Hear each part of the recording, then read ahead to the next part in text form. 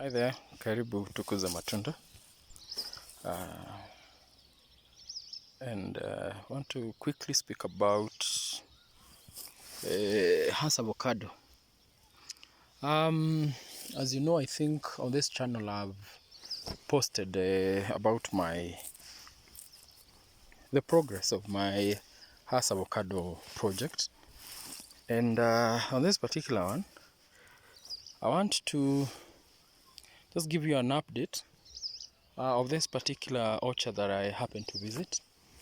I'm helping, or rather I'm supporting this farmer in establishing his purple passion orchard, and also tree tomatoes on that upper side behind those cypress trees. And he requested also for my opinion on this Hass avocados that he's growing. So we are in somewhere called Engineer, and as you can see, the background there is Nyandarua ranges or Aberdare ranges. This happens to be the last farm before you get to the forest. So behind that hill is where you have the Aberdare game reserve and everything. So that means that my good friend is trying to establish an orchard in a high altitude area, and he planted a few seedlings, I think around 50. The seedlings, you can see, I don't have the exact date of planting, but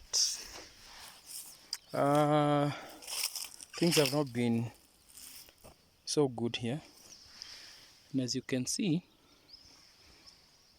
I want to specifically talk about establishing Hass orchard, or rather avocado orchard, in these high altitude areas or these very cold zones. And I think there seems to be our sources of information don't seem to agree. If, for example, you take if you go to the website of Kenya Agricultural Research and Livestock Organization, which is a state corporation mandated in supporting farmers on establishing, or rather on crops and livestock, they talk of digging holes and planting your seedling inside that hole. But on the other hand, when you try to, or rather when you talk to experienced growers, and on this particular case, I'm making reference to the likes of Kakuzi, big avocado growers, and there are quite a number of other big farms that have come up. The way of planting seems to differ by the information that has been provided by our state corporation mandated in supporting farmers on crops and livestock research and stuff. And as you can see, these seedlings were bought, or rather, I think, if I'm not wrong, they were planted last year, in the year 2021. And I think only a few survived. The reason why this, or rather, I'm guessing, is because the way they were planted is wrong. Avocados, if you're growing avocados in Nyandarua, let me speak to our Nyandarua farmers who are getting on board, or these very cold areas, avoid planting avocados in deep holes. Instead, do a raised ground. That is what is a standard across the globe, and that doesn't seem to be the standard here. The information provided by our state agencies is equally contradicting. But I want to challenge you, just go to YouTube, look for videos on how Kakuzi, for example, and I'm making reference to Kakuzi because Kakuzi is one of the biggest growers of avocado. And you'll be able to see how they have established their orchard. They do some raised grounds. On this particular orchard, quite a number of these seedlings. You can see this particular one. They have just backfilled this hole, but before a hole was dug 3 feet by 3 feet, of course mixing the topsoil with manure, blah blah blah, backfilling it, but they did not backfill it to the top. And as you can see, this seedling, let me just show you. I'm just trying to remove the soil just to show you some of the practices that you are doing that are wrong, right? Do you see the part of the stem that is buried? This seedling is struggling. Yeah, you can see the green flash is trying to come up, but you can see by burying that stem, for example, you are exposing this tree to fungal infection. When the soil comes into contact with the stem, that's how these seedlings start drying up.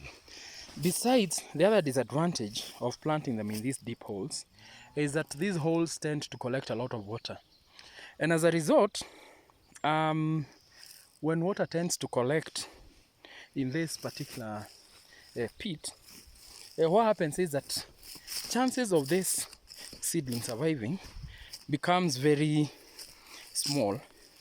And one of the biggest challenge that I've seen is that the hole, once it collects water, then your seedling is at risk of fungal diseases like root rot and stuff.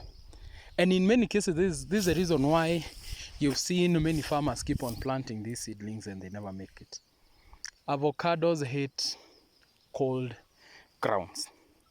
Try to keep your and that is the reason, that's the essence why we do them on raised grounds, beds of some sort, so that at any one time the tree is well, or rather the area around the seedling is always well drained, and that minimizes the risk of fungal diseases, and you're likely to have better chances of survival. So you see on this particular one here, looks like it's doing well, but if you look at the stem here, this is another mistake, right? Don't bury the stem, because like I've mentioned, this burying of the stem, you're exposing the stem to the soil, and hence diseases, pathogens would come into contact with the skin, and as a result you're likely to the tree gets infected and start drying up. So stop burying that young seedling with soil. These are not potatoes. I'm speaking to my Nyandarua people with a lot of love. The way you mold potatoes, stop doing that, right? And also stop planting these seedlings in what do you call them, in holes. Instead, do some raised grounds. And if you excavate a hole, make sure that you put everything that you want to put, and as well, as a result, and once you're done, ensure that you do like a mold on top of the hole where you plant the seed, so that it ensures that the area around is well drained at all times. So allow that tree, the stem, to breathe, right? So this farmer, for example, bought the right seedlings, but the way he came and established his orchard is causing further losses. So you could have everything, you could have all the ingredients, right? But you fail to make a nice meal if you don't have the right information on how to mix the ingredients, right? So ensure you have the right information. Ensure that you don't bury your seedlings, don't mold them. Allow that seedling to breathe. If possible, drain this area. No stagnant water should be left there, and as a result, you'll see better results. most of the seedlings here are struggling, and you can see clearly on this particular one, see, only the rootstock is left. It dried up, and you see how deep that well is. So what has been happening is that when it rains, and because this is a very high elevation area, when it rains, all the water collects here. The seedlings feels cold all the time, and this is not conducive weather, or rather environment for growing avocados.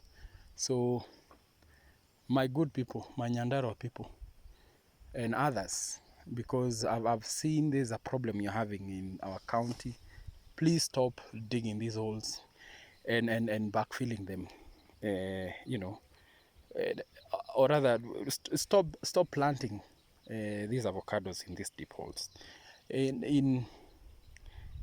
Ideally do some raised grounds. You can still excavate, but on top of here, make sure that this same section is elevated by say 2 feet, and you plant your seedling down there, and you provide the manure and all the other nutrients down there. Ensure that your farm is equally well drained. Avocados are not yams, right? Don't plant them in this in areas that have stagnant water and all that. I hope I'm getting my message right, because this seedling cost 300 shillings. I can tell they're from Kakuzi. That is the cost of buying them. We are 200 kilometers away from Kakuzi. So put the amount of transport and all that. And then by the time you get this seedling here, and then you see a seedling dying simply because you did not do the right thing. And this is what makes it so hard and incurring unnecessary losses.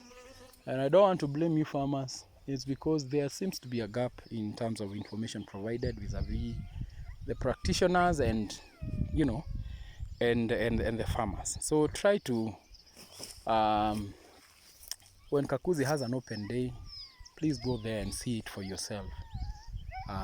Everything else is right in terms of spacing, but the way the seedlings were planted has made them to stagnate, and they've only started showing signs of growth after the area started receiving more sunshine.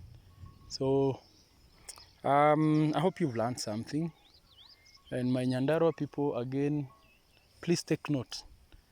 We are even at a higher risk compared to people from other relatively warmer zones. Chances of, if for example you plant a Hass avocado seedling in a hole in a place like Kirinyaga County that is relatively warm, it has a better chance of surviving as compared to a seedling planted the same way in Nyandarua, because Nyandarua, the temperatures here are low. We tend to receive a lot of rains, and as a result, half the year these holes would be collecting water, and as a result, root rot and all fungal diseases are likely to be affecting your trees. And that explains why many farmers are planting these seedlings, but they never make it, right? The other day I visited an area called Ndaragwa, and I heard that the area MP there went with trucks, gave out seedlings, and I talked to farmers from the region, and not a single one was able to, I think out of all the seedlings that he planted, the farmers, the best that they could get was maybe one seedling out of 50 trees. And it's because of our ways of planting these things. Just be careful, it's a new thing, and I can bet if done right, then we have chances of joining the avocado train, right? We are very much behind than Murang'a, Kiambu, Uasin Gishu. There they seems to have hacked, right? But when you bury this seedling, you can see the stem, 3/4 of the stem is buried down here. See? This is what I'm talking about. 3/4 of this stem. See? And this is where the mistake. You see? This seedling was buried. You know, someone came and molded, you know. I can't even be able to excavate all the soil around it. and yet you want the stem to really breathe. So please take note, and I hope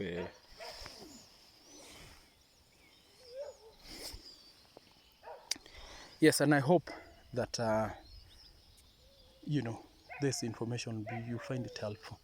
So thank you so much, and I'll keep you posted once we do some correctional issues on these trees. Asante.